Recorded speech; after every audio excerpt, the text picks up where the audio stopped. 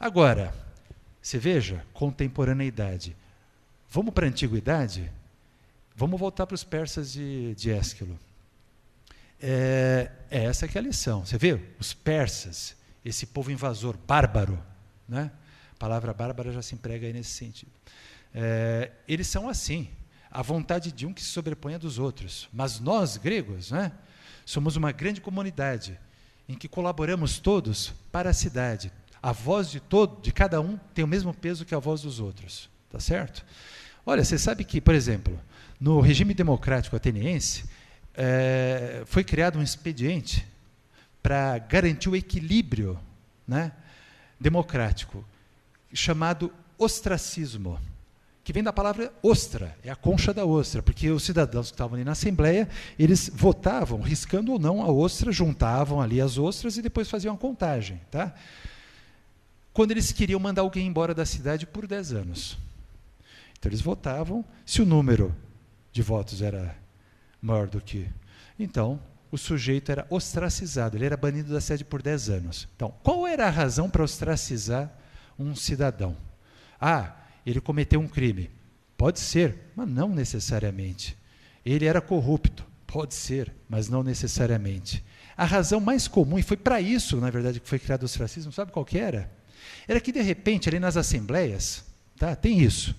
Todo mundo pode tomar a palavra, e o que um disser não tem mais peso do que... Não tem autoridade. Sabe com quem você está falando? Não sei, mais um. Então, vamos ouvir todos, né? Mas de repente, sabe como é que é, né? Tem gente que sabe falar bem, tem gente que não fala tão bem, tem gente que é mais desenvolta, tem gente que é tímida. E aqui e ali, nessa prática de debate do regime democrático ateniense, o número de assembleias ao longo do ano era brutal. Praticamente a vida do cidadão era ser cidadão. Tá lá na assembleia discutindo as coisas da cidade. Então, mas tem uns que falam com mais desenvoltura do que outros. E lá pelas tantas, por causa disso, a palavra deles acaba prevalecendo. A palavra deles, quer dizer, eles sabem ser mais persuasivos. E outros que poderiam falar, às vezes nem falam. Não, concordo com você, não, gostei. Eles acabam levando muita gente na conversa. Né? É isso. É para isso que se vê o ostracismo. Aquele cara lá está falando demais. Vamos mandar ele embora 10 anos? Aí quando ele voltar, ninguém mais lembra. Ele volta a ser mais um dentre nós. E era para isso mesmo. Não tinha mácula nenhuma. Nenhum demérito. Os bens ficavam lá, ninguém confiscava, não fez nada de errado. Ele apenas está aparecendo demais. Entende? Olha que interessante o conceito. Né? Claro, na prática as coisas nunca são tão assim legais. Né? Sempre. Não mesmo. Tá? Péricles é a prova viva, porque ele foi um grande orador, né? E ele nunca foi ostracizado. Tá? E a cidade, ele, por assim dizer, a comandou por muitos anos, né? Graças ao poder da palavra que ele tinha. Era o primeiro a ter sido ostracizado, nunca foi. Então, enfim, o conceito é bonito, vamos ficar com o conceito, deixar um pouco de lado, nesse caso, a prática. Mas aí que está, eu mencionei mais de uma vez essa expressão, regime democrático ateniense. Tá, porque tem outros regimes democráticos, né? De outras cidades gregas, né? Sim e não, claro, de algumas sim, mas de outras não. Democracia é um sistema de governo que foi desenvolvido na Ática, em particular pelos atenienses. E foi lá implementado na Ática, nas cidades áticas, e em cidades do mundo jônio. Está lá algumas ilhas lá das Cícladas e a costa ocidental da atual Turquia. Mas e no resto da Grécia? Ninguém está nem aí para esse negócio de democracia. Cada cidade tem o seu regime. A maior parte das cidades tem um regime oligárquico. É um grupo, tá? Que por uma razão detém o poder. E os outros, a maioria, é um pequeno grupo, pequeno, e os outros, a maioria, obedecem às decisões desse pequeno grupo. A maior parte das cidades gregas é oligárquica. E tem muitas que são monárquicas, tem rei, cada uma tem o seu rei, com as suas leis. As cidades são independentes, a gente já falou disso na segunda-feira, não tem país, Grécia, como hoje, que obedece a uma administração central. Cada cidade é um país, pensemos assim, vai. Entende o que eu estou querendo dizer? Quando os persas de Ésquilo apresentam assim os gregos, eles estão apresentando o ponto de vista ateniense, é pró-ateniense essa peça. Então essa peça não é só lá, nas circunstâncias originais, nós os gregos contra os bárbaros. Não. Entre nós gregos, nós atenienses, contra alguns outros gregos. E o alvo de Ésquilo é muito preciso. Quem? Não os bárbaros gregos, os tebanos. Os tebanos, oligárquicos aqui, monárquicos ali. Lembremos, hein? Foram 2 investidas dos persas, né, na Grécia. Essa daí que é celebrada nos persas foi a segunda e última. Mas teve uma anterior, em 490 a.C. Tá? Dario, né, que mandou as tropas. Ele não foi em pessoa como Xerxes. Né? Dario que mandou as tropas. Né? Que é a famosa Batalha de Maratona. Né?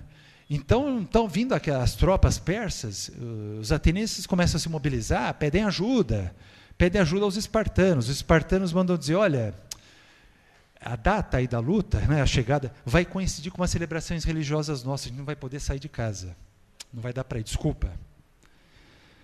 Agora, os tebanos foram mais interessantes, porque os persas estavam vindo, e eles não conhecem o caminho, então eles têm de ir para cá, para lá, a geografia grega é toda irregular, é toda pedregosa, cheia de montanhas e desfiladeiros, dá para se perder fácil, né? Então os tebanos mandaram uma comitiva para explicar aos persas qual o caminho que eles tinham que seguir para chegar mais rápido até Atenas, e alguns se juntaram aos persas para lutar contra os atenienses. Esses são os tebanos para os atenienses. Tá? Os persas, 472. Faz 18 anos que os tebanos fizeram isso. E os tebanos são oligarcas, são monárquicos. Né? Quer dizer, na verdade, os conflitos entre Atenas e Tebas remontam à passagem do século VII para o 6 a.C. Os tebanos já não gostam dos atenienses, por isso que eles já fizeram isso aos atenienses, porque os atenienses já tinham interferido lá na administração da Beócia, em que Tebas era a cidade capital. Tá? Eles interferiram a favor de Plateia, que eles conseguiram subtrair ao comando de Tebas. E Tebas, quando faz isso, já não é gratuito, não entende? E não é à toa que daí já no século IV vai terminar a coisa. Não, desculpa, ainda no século V. Ainda no século V, quando vem depois dos persas, de Ésquilo, né, a guerra do Peloponeso, Atenas e Esparta, os tebanos mais uma vez se juntam aos espartanos. E depois no século IV, aí é a guerra beócia, tebana. Aí os tebanos partem para cima. Quando Esparta ganha a guerra do Peloponeso, no fim do século V a.C., os tebanos e os coríntios se apressam, porque tinham lutado com os espartanos, a sugerir o seguinte a Esparta: Esparta, é o seguinte, vocês ganharam, nós ganhamos dos atenienses, mas eles podem se recompor. Nós sugerimos destruir a cidade de Atenas. Foi essa a sugestão dos tebanos. Agora, você me diga, né, quando em 425 a.C., durante a guerra do Peloponeso, em que esses odiados e odiosos tebanos estão lutando ao lado dos espartanos contra Atenas. Você me diga, quando daí Sófocles leva a cena Édipo Rei, que é um rei tebano. Ah, não, é mitologia. Só para você, para mim. Né? Mas para os atenienses que estão lá, um rei tebano. Como é que Édipo é retratado nessa peça? Eu vou dizer para você, ele é retratado nessa peça exatamente como outros reis tebanos são retratados em outras peças. Por exemplo, Creonte é retratado na Antígone. Não, você pode comparar verso a verso. Tá? É quase que um clichê. Por exemplo, lá pelas tantas, na Antígone, que é de 442 ou 441 a.C., vem o vidente Tiresias advertir Creonte: olha, isso que você está fazendo de deixar o cadáver de Polinices insepulto, os deuses reprovam, não faça isso. Né? Qual é a reação de Creonte? Parar para pensar?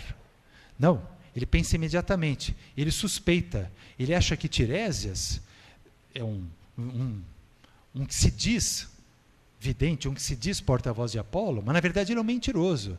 Isso que ele está fazendo, ele está mancomunado com alguém para abalar o poder de Creonte, fazer Creonte cair e usurpar o poder. Ele suspeita de uma conspiração. Bom, 425 a.C., né? Quer dizer, 17 anos depois, Sófocles encena o Édipo Rei.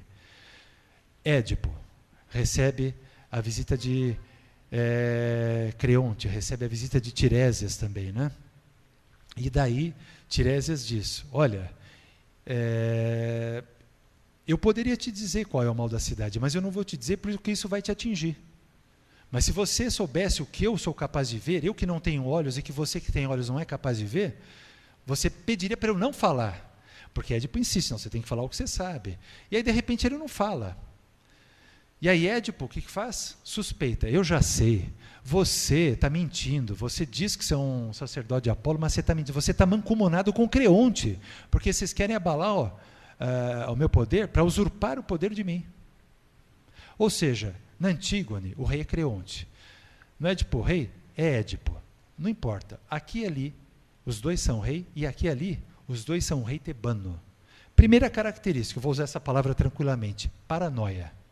É suspeito, porque, claro, né, quando é um só que detém todo o poder da cidade nas suas mãos, ele é o centro de todas as atenções, dos que o admiram, e dos que o temem, e dos que o invejam, e que querem estar no lugar dele. Então, quer dizer, isso de ter todos os olhares voltados para você é coisa de um monarca, de rei. Isso acontece na monarquia, não na democracia, que todos somos iguais. Eu, na multidão, sou mais um, você também, ninguém aqui aparece, né? Outra característica comum também ao Creonte da Antígone e ao Édipo Rei. O Creonte da Antígone, lá pelas tantas, é o filho dele, né, Hemon, que diz a ele, olha, pai, você acha que a cidade toda tem de obedecer a você. E Creonte diz o quê? É isso mesmo, filho. Um bom cidadão é como um animal que aceita o jugo sobre a sua cerviz educadamente, com justiça. Essa é a definição de cidadão, tá certo? Na peça dada por esse governante chamado Creonte.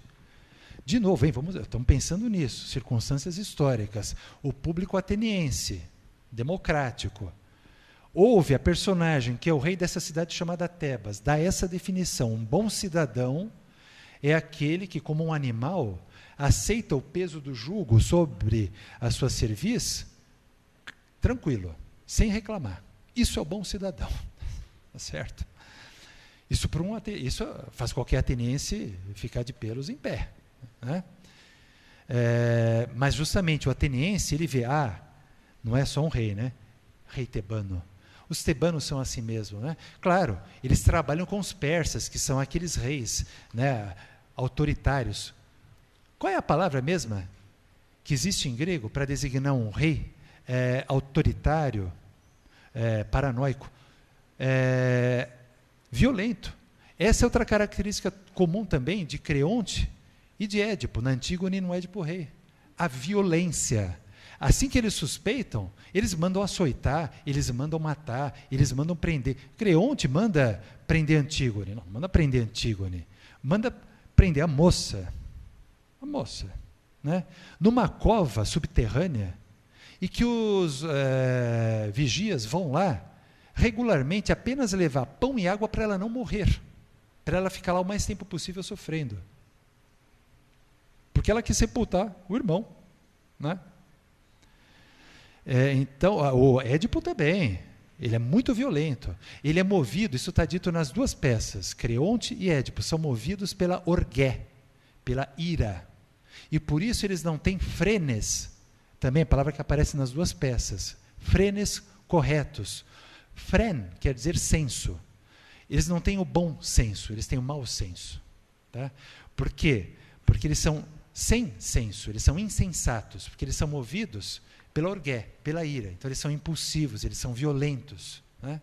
É assim que os governantes são caracterizados. Então, para de novo tornar minha pergunta, você conhece qual é a palavra grega que serve para designar esse tipo particular de governante que é monarca, mas um monarca assim, paranoico, insensato, violento? Certo? Então, o nome, o título da peça, Tíranos, o título da peça Édipo Rei de Sófocles, é Oidipos Tyrannos. Traduzido assim, sem mais nem menos, né? Édipo rei. Eu não sei não, eu acho que é Édipo tirano. Veja, muito helenista vai discordar disso que eu estou falando. Não, porque o termo Tyrannos, originalmente ele tem uma acepção positiva. Sim, mas nessa época ele já tinha também uma acepção negativa.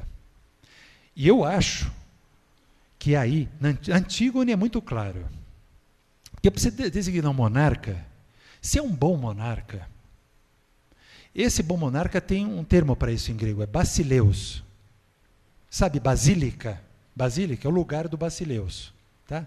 É o palácio, né? É a casa do basileus. Esse é o bom rei.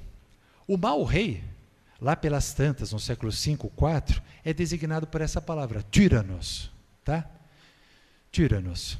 Então, na peça da Antígone, as duas palavras são empregadas, basileus e tyrannos, só que por gente diferente. Na peça, o termo basileus é empregado pelo coro para falar de Creonte, porque de fato o coro simpatiza com Creonte, porque de alguma maneira ele entende que Creonte faz as coisas que faz porque está errando, né? Não é só por ser mau, né? Que o mal dele é a ignorância, né?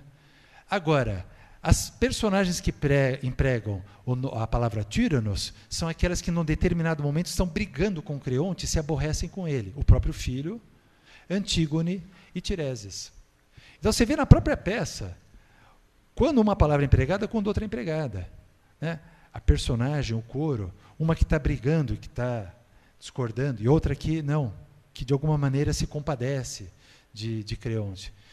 Então, para mim não, para mim essa palavra tyrannos ela tem uma acepção negativa lá no título da peça, tá? Do Édipo Rei. Assim, você precisa ser corajoso, mas a tradução seria essa, não Édipo Rei, mas Édipo tirano. Tá?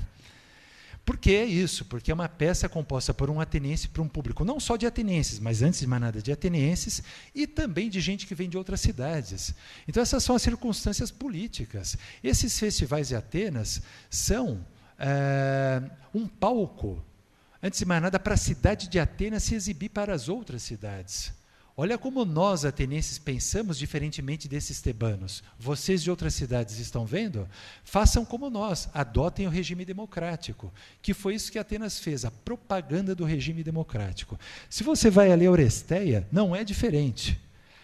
A questão tratada na Oresteia fala para nós hoje, direto, entendeu? Então, é contemporânea, contemporaneidade. Para resumir muito, na primeira peça, Agamemnon, depois de 10 anos de cerco de Troia, torna a sua casa. Ele está feliz, ele é recebido pela sua esposa, Clitemnestra, né, com pompa. Mal sabe ele que ela o aguardava, rancorosa, com o amante para matá-lo. Mata. Isso é a primeira peça. Segunda peça, Coéforas. Né? Agora, o filho, Orestes, né, tem que vingar a morte do pai. Como é que se vinga a morte do pai? De acordo com a regra lá. Matando quem o matou. O amante de Clitemnestra. E Clitemnestra. Mas Clitemnestra é a mãe. Pois é. Vai ter de matar a mãe. É isso que se ensina na segunda peça. Orestes, que para vingar a morte do pai, tem que matar a mãe. Para vingar quem matou o pai, tem que matar aquele que matou o pai, que é a própria mãe. Eumênides, né? Começa a peça, Orestes, atormentado pelas deusas, cada deus se especializa numa coisa, já falamos disso, você sabe disso, né? Zeus na tempestade, Apolo na música, no arco e flecha, etc. Né? As deusas eríneas se especializam nisso, em punir aqueles que cometem crime dentro da sua família, que matam o pai, que matam o filho. Tá? E a punir como? Atormentando. Assim, perseguindo o sujeito dia e noite, né? Elas com aquelas cabeleiras de serpentes, com tochas e chicotes, entendeu? Dia e noite, o sujeito não tem sossego nunca mais. Elas se especializam nisso. Mas aí, o deus Apolo, que era quem lá na segunda peça tinha dito a Orestes que ele tinha de vingar a morte do pai, o deus Apolo tinha assegurado a Orestes que era o que ele devia de fazer, que era necessário fazer aquilo e que difícil que fosse, né? Era necessário, e que ele não padeceria, além da dor, né? Claro, algo. Mas agora ele padece. Então, é o desfecho dessa terceira peça. Ele acaba sendo levado para um tribunal. Onde está esse tribunal? Na cidade de Atenas. Poxa vida, que palco interessante, né? Cidade de Atenas, onde a própria peça está sendo encenada. Dentro da peça, a cidade de Atenas está lá, dentro da peça. A cidade de Atenas não só, tá? É o lugar onde está o teatro, mas dentro do teatro, a própria cidade de Atenas está lá, para o público que está ali assistindo aquela peça, não só atenienses, mas gente de outras cidades, né? E aí, Orestes é levado a um tribunal, né? Que é presidido. Quem preside o tribunal? Ninguém menos que a deusa que dá nome à cidade, a deusa Atena, que é a deusa, a gente sabe disso, né? Da inteligência, da razão. As Erines veem isso, que é inusitado, nunca tinha acontecido isso. Elas se aborrecem e reivindicam, sabe o que antes de mais nada? Não, elas são deusas, Atena é deusa, Apolo também que tinha prometido, todos somos deuses, mas Erines são deusas mais antigas, né? Atena, Apolo, veja, são deuses que são filhos de Zeus. Mas Zeus já é filho de Crono, não é isso? E Crono é da mesma geração das Erines. Então as Erines são mais antigas. Eu falo, nós somos mais velhas, respeitem os mais velhos, tá certo? Mas aí Atena tem uma conversa com as Erines. Ela diz assim, nesta cidade, olha só, Atenas, né? Não, porque é curioso, né? Toda a ação anterior se passa em Argo. Argo está no Peloponeso, é onde mora Agamemnon, né? Nas Coéforas, o túmulo de Agamemnon está lá na região de Argo, está lá no Peloponeso. Mas que de repente essa gente foi viajar até Atenas para a terceira peça ser encenada lá? Curioso isso, né? Pouco tendencioso da parte de Ésquilo, né? Então, mas de repente a ação se transfere para Atenas. E aí lá em Atenas, né, que se dá. E aí então a Atena explica às Erines, olha, sabe o que é? Aqui nessa cidade é diferente. Não é como era até agora para vocês. Na minha cidade é diferente. Para vocês até agora era assim, né? Numa família, um membro da família foi morto, como é que a justiça se faz? Os outros membros da família têm de vingar a morte desse membro que foi morto. E como se faz isso? Matando quem o matou. Aí você vai dizer, não, mas pera um pouco. Mas daí outros membros dessa outra família, por sua vez, vão ter que matar um desses para vingar? E aí esse daquele, e assim por diante. Aí não acaba mais, né? Mas o que essa peça também ensina é o colapso, de alguma maneira, tá certo? Desse modo de, vamos dizer assim, fazer justiça. Por quê? Porque já quando Agamemnon foi morto, o filho vai ter de vingar a morte do pai. As Erines também obrigam a isso, é isso que eu queria dizer. Ou seja, se o filho não vingar a morte do pai, as Erines vão persegui-lo. Então, o colapso que eu quero dizer é a ruína interna. É que nesse caso, quem matou o pai foi a mãe. Porque agora, se o filho não mata o pai, as Erines o perseguem. Desculpa, se o filho não vinga a morte do pai, as Erines o perseguem. Mas para vingar a morte do pai, o filho tem que matar a mãe, e aí as Erines vão persegui-lo. Poxa, gente, aí está difícil, hein? Quer dizer, se ficar, o bicho pega, se correr... Não, se ficar, come, se correr, o bicho pega. Não. Tá difícil. Então, é isso que essa peça está retratando. Então, ela oferece, no lugar disso, um outro sistema. Olha, agora é o seguinte, não é uma família que vai resolver internamente os problemas dela. Os problemas vão ser levados, tá, a uma instância representativa da cidade e um grupo de cidadãos, que serão chamados juízes, que estão lá naquele momento, que não é um corpo fixo, hein? Para cada julgamento tem cidadãos diferentes que estão lá desempenhando as funções de juízes. É assim, tá? Veja, não é como hoje, tem concurso para ser juiz. Isso não existe na antiguidade, são cidadãos que são convidados.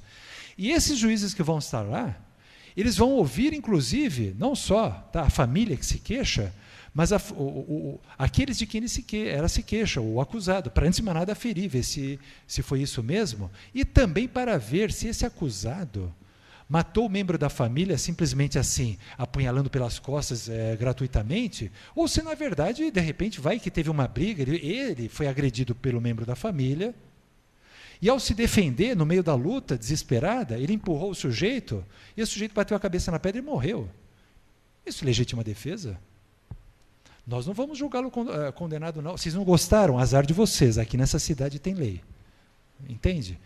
Então, quer dizer, não só vão ouvir as duas partes, esse grupo de juízes, mas eles vão, depois de ouvir, julgar, condenar ou absolver o acusado à luz das leis, e não dos ânimos dos membros da família. Porque à luz dos ânimos, claro, fez mal alguém da minha família, eu parto para cima, né? Com unhas e dentes. Tá? E depois do lado de lá também, e aí vira torcida organizada de time de futebol. Né? Essa barbárie que existe hoje. Né? Então, existe hoje. Né?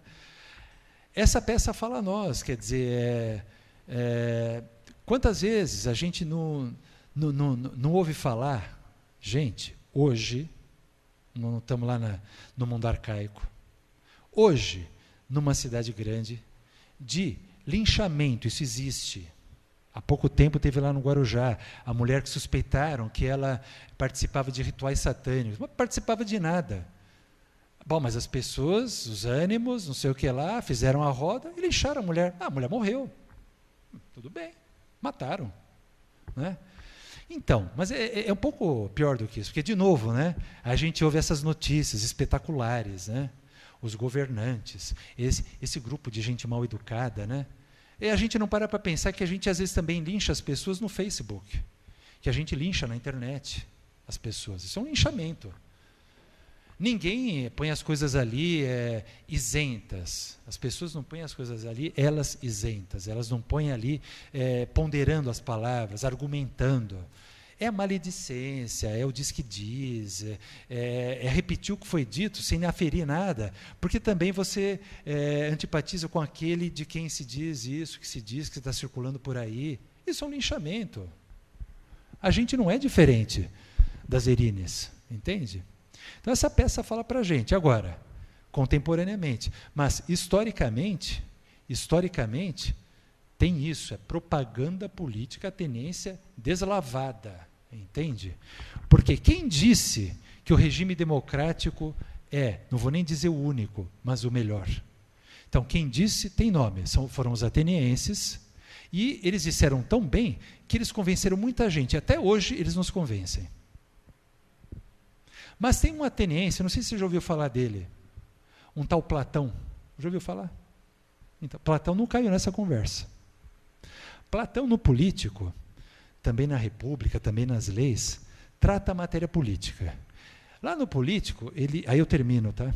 No político, ele distingue 3 regimes de governo que vigoram aqui e ali nas cidades gregas, e Alures também. E numericamente é assim, pelo número de governantes. Tem um regime em que um governante é um só. Tem um outro em que são todos. E tem um que não é nenhum só, nem todos, mas é um pequeno número. Tá? Olha só. Um só é a monarquia, monos. Monarquia. Todos, né? É uma multiarquia. E alguns, em grego poucos, alguns poucos, oligos, oligarquia. Então, esse regime de um só, o regime de muitos, o regime de poucos, esses regimes em si, em princípio, hein, não são nenhum deles melhor do que os outros. E cada um deles pode ser bom ou mau. Cada um deles pode ter uma forma virtuosa ou viciosa. É virtuosa quando o regime, seja ele qual for, tá? Quando o regime, o governante, que é um, ou que são muitos, ou que são os poucos, os governantes governam para eles mesmos. E é viciosa. E é virtuosa quando os governantes, de novo, um só, ou todos, ou uns poucos, governam para um bem maior, que é o bem que eles concebem como sendo o bem da cidade. Abstratamente assim. Daí Platão dá nome a esses governos, essas formas virtuosas e viciosas. A monarquia, o governo de um só, quando ela é virtuosa, é aquilo que a gente falou agora há pouco, basileia, é o basileus, é o reinado do rei. Quando ela é viciosa, é uma tiranice, do tyrannos, é uma tirania. Então, quer dizer, o rei pode ser bom. Por isso que ele é chamado rei. Porque se ele for mau, ele não é rei, ele é tirano. Ora, o rei, o poder está nas mãos dele, mas ele usa esse poder para beneficiar a cidade, pensando em coisas que vão favorecer a cidade. Então, ele é um bom rei. Agora, o tirano não. Ele usa todo aquele poder para si. Tá? Para si. Então, daí, ele oprime os cidadãos, ele passa por cima das vontades dos cidadãos, ele faz coisas contrárias aos cidadãos, mas porque isso, ao fim e ao cabo, vai favorecer a ele mesmo. Né? O regime de todos. Todos estão lá para dar sua opinião, né? Discutir os problemas que cada um traz, né? Mas na hora de votar, cada um vota, dada a questão, pensando em como a questão, a solução da questão, pode favorecer a ele mesmo. Olha, desculpa, não é um só, são todos, mas são todos, cada um pensando em si mesmo. Desculpa, dá na mesma. Platão deixa claro, dá na mesma. Então, quer dizer, isso sabe o que é? Anarquia. Anarquia é quando estão todos lá, todos podem falar, mas cada um fala como se cada um deles fosse um pequeno tirano. Né? Cada um fala pensando em propor algo que vai favorecer imediatamente a ele mesmo. Não estão todos lá tentando, num esforço conjunto, conceber o que seria um bem para, abstratamente, a cidade como um todo. Né? Se estivessem fazendo esse esforço que é conceitual, isso é difícil. Esse esforço conceitual, aí eles deixariam de ser uma anarquia, passariam a ser uma democracia. Então, democracia é muito difícil. Né? Porque as pessoas falam pelos interesses imediatos, cada uma delas, pelas suas paixões, né? Cada uma delas do alto da arrogância da sua paixãozinha. Né? E depois chamam isso de democracia. Não, olha, façamos isso, mas vamos dar o nome certo. É anarquia. Tá? Finalmente tem aquele governo dos poucos, a oligarquia. Então, a mesma coisa. Se esses poucos estão lá, ocupam o poder por uma força financeira, porque eles têm mais recursos do que outros, mais riquezas do que outros, né? Riqueza em grego se diz plutos. Então essa oligarquia é uma plutocracia. Agora, se esses poucos que estão lá, tá? Eles até foram escolhidos para estar lá, porque reconheceram neles uma capacidade intelectual, de experiência de vida, que a maioria não tinha. Então eles estão lá por mérito. Isso é meritocracia. O termo para isso em grego, mérito, é aristos, é aristocracia. Tá? Não vamos confundir também com o uso da palavra moderno de aristocracia, os nobres que herdam, né, a nobreza porque são filhos de nobres, a coisa vem por uma consanguinidade, não é nada disso. Tá? É por mérito, e o mérito é a cada vez aqueles que estão lá. Você não herda do seu pai o mérito, você tem de fazer jus à fama que o seu pai deixou, conseguindo também ter mérito, porque senão o seu demérito é duplo. Tá? Você não só não tem o seu mérito próprio, mas você é filho de um cara que teve e você não tem. Né? Então, você veja, em princípio, Platão expõe as coisas assim. Né? Então, não tem por que Atenas achar que ela faz as coisas de um modo melhor, do modo como as outras cidades fazem, mas foi numa propaganda. Foi numa propaganda política intensa do século V para o IV que a coisa aconteceu. E as tragédias foram concebidas aí, e a propaganda democrática ateniense vigora até hoje. Tem um país chamado, como é que é o mesmo nome? Estados Unidos da América, né? Acho que é isso. Nossa, ele levanta uma bandeira da democracia, gente, sai por aí acusando todo mundo. Todo mundo, qualquer país que não tenha o regime democrático já é taxado de tirania. Né? Não, pode ser que seja. Né? A Atenas fez uma coisa muito interessante, porque depois da Guerra dos Persas, né, aquela batalha de Salamina, que é celebrada nos persas, foi uma batalha naval. Sim, mas uma batalha naval dos atenienses. Os espartanos não participaram, porque os espartanos, eles não são eles estão em Esparta, não é uma cidade costeira, eles não têm frota. Eles têm infantaria. Foram os atenienses que ganharam aquela guerra. A menção de Salamina é a menção da vitória ateniense. Bom, mas aí os atenienses ganharam a guerra. O que eles então, daí, depois disso, propuseram a Liga Democrática, de todas as cidades democráticas do mundo grego. Eles propuseram o seguinte, olha, os persas vieram uma vez, nós rechaçamos, e vieram uma segunda, rechaçamos para valer. Mas eles podem se recompor e retornar. Tá certo? A invasão, que vem de onde? É persa? Do Oriente, né? Puta, vem do Oriente. A persa, tá. Essa invasão nos ameaça, ela pode retornar a qualquer momento. Então, o que nós temos que fazer? Temos de nos preparar. Como é que nós nos preparamos para uma eventual invasão? Investindo no exército. Sobretudo naquilo que é o nosso forte, na marinha. E para isso a gente precisa de ter dinheiro. Então, Atenas propôs a todas as cidades democráticas, né, que têm nesses interesses nobres, né, um fundo comum que ficava o tesouro guardado na ilha de Delo. Claro, uns poucos anos depois, eles falaram, olha, a ilha de Delo é uma ilha, né, e já tem muito dinheiro lá, meio isolado. Vamos fazer o seguinte, a gente vai guardar aqui em Atenas, tá? E essa colaboração, com o tempo, se tornou imposto, que Atenas cobrava de todas as cidades. Ou seja, essa prática democrática interna de Atenas, nas outras cidades, se converteu rápido em quê? Em império, imperialismo. Ideológico, por meio da ideologia democrática. Vocês vejam como a democracia pode ser perigosa, né? É isso que Platão fala. Veja, Platão, ele deixa desse diálogo do político, em primeiro lugar, isso claro, além de mais nada, seja um, sejam todos, ou seja um grupo, uma coisa é cada um pensar em si, outra coisa é fazer o esforço conceitual de pensar o que pode ser um bem maior, né, para a cidade. E aí é que está a chave de Platão, esforço conceitual.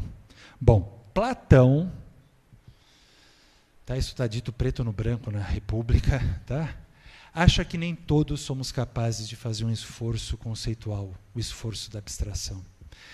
Ele, isso se vê dos diálogos, se vê da República, ele crê que não só nem todos somos capazes disso, mas que, ele diz isso, a maior parte dos homens é movida pelos interesses imediatos, né? Quer dizer, pelo pragmático, pelos frutos materiais, pelos interesses mesquinhos e pelas paixões. Ele acha isso. Depois você chama Platão de idealista, né? Ele que é o idealista. Então, ele acha que só uma pequena parte é capaz de fazer esse esforço que os governantes em geral deveriam de fazer. O governo de todos, ou de um só, ou de uns poucos. Mas ele acha que só um pequeno grupo é capaz de fazer isso.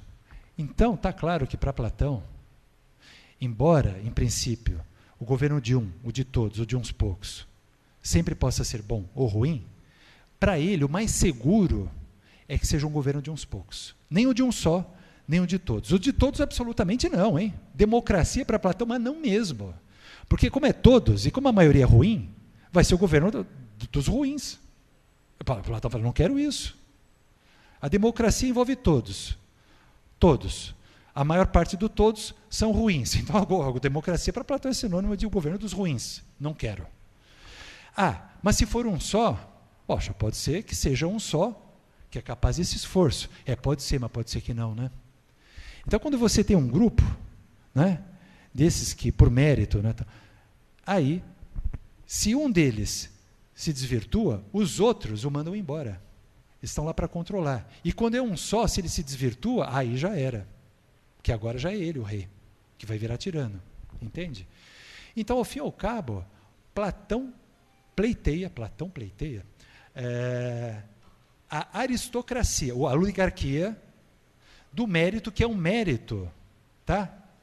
Não da experiência dos mais velhos, como lá em Esparta, a Gerúsia, mas que é o mérito do estudo, da educação, daqueles que aprenderam a fazer esse esforço, né? De abstração, né? Que envolve a dialética, que envolve a ética, que envolve uma série de conceitos, né, de habilidades intelectuais, né? Tá? Gente, era a ideia hoje, acabou, hein? Era só assim, trazer aqui algumas dessas questões que vão aparecer nas peças, a gente falou de algumas, tem outras com as quais vocês vão trabalhar, e trazer desses dois modos. Como é que era lá em Atenas, naquelas circunstâncias historicamente dadas, e como é que hoje essas questões aparecem a nós, entendeu? Eu acho que a gente tem que fazer esse esforço. O nosso primeiro esforço, eu acho que é o da contemporaneidade. Ver como que questões essas despertam a nós, né, em nós. Vocês vão trabalhar com público, ver como é que essas pessoas reagem ao que eles leem, ao que eles ouvem, e as questões que são suscitadas neles, né, porque são peças muito fortes. Tá? Agora, tem que estar claro isso. O que elas vão suscitar em nós, não necessariamente o que elas suscitavam no público original. Aliás, não necessariamente não. Normalmente não é. Então, aqui e ali a gente pode lembrar do que era, mas vamos observar como que elas... Porque se elas não falam a nós, a gente ouve vozes lá, tá certo? Porque a gente projeta. E é para isso que elas estão aí também. Então, vamos usar as peças, isso que eu quero dizer. Que tem respeito histórico da reconstituição, isso aí, eu faço isso é o meu trabalho. Mas eu acho que o que a gente tem que fazer aqui é uma apropriação, entendeu? Apropriar a peça. É fazer a peça circular, suscitar inquietações. Né? Inquietações. Assim, eu sempre me lembro do desfecho, como é que chama? Do exórdio, do sermão que fala da arte do sermão, daquele cara que foi chamado o imperador da língua portuguesa, por ninguém menos que Fernando Pessoa, que é o Vieira. E ele conclui isso, né, que o problema da pregação é que o pregador ele está preocupado com uma coisa que está na retórica antiga já, né? Um dos 3 ofícios do pregador, que é agradar ao público, do orador. Que o orador, ele faz a defesa de si. Se ele aborrecer ao público, isso vai ser difícil. Então, uma das coisas que ele tem que fazer é agradar ao público. Mas ele diz que então, um dos problemas de a pregação não frutificar nos tempos dele é que a maior parte dos pregadores está preocupada em agradar ao público. Aí ele diz, não é assim. Aí você pensa que ele já antecipa. Então tem que desagradar? E ele diz, não tem nem que agradar ao público, nem desagradar ao público. O pregador não tem de ser nem agradável ao público, nem desagradável ao público.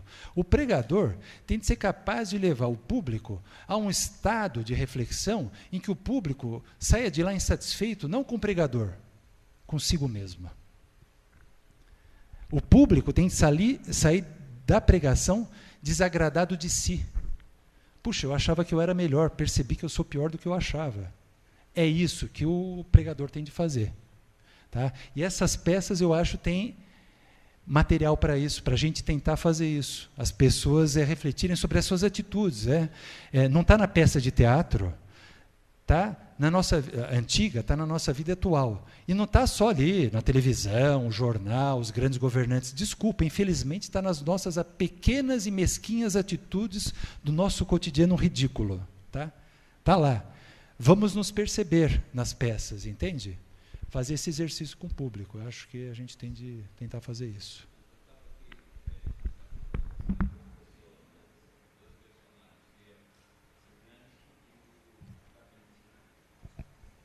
O problema todo é que é o uso que se faz desses conceitos, por exemplo, da democracia, né?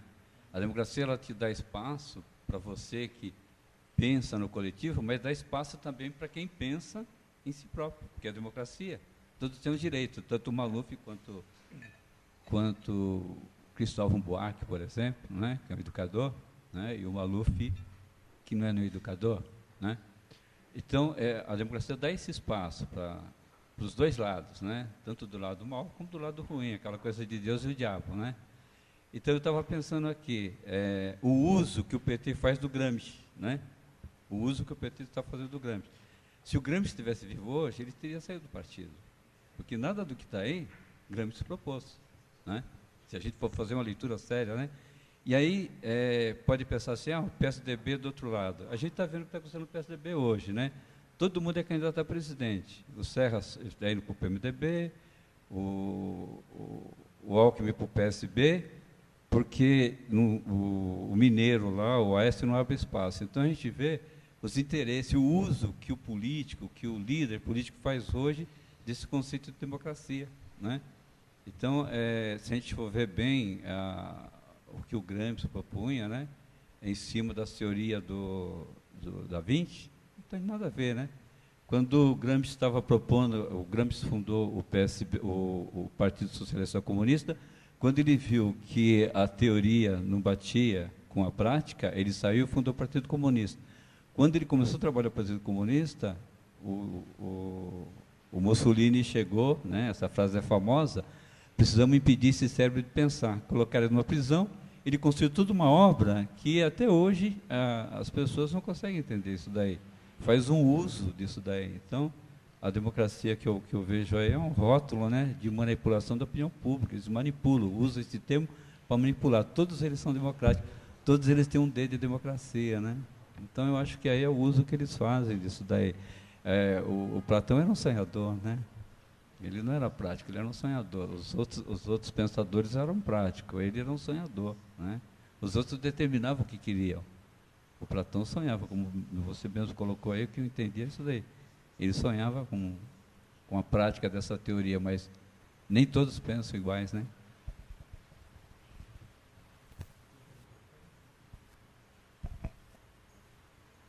Sem microfone. Eu que agradeço a paciência. Eu falo mais para a galera. Professor, não.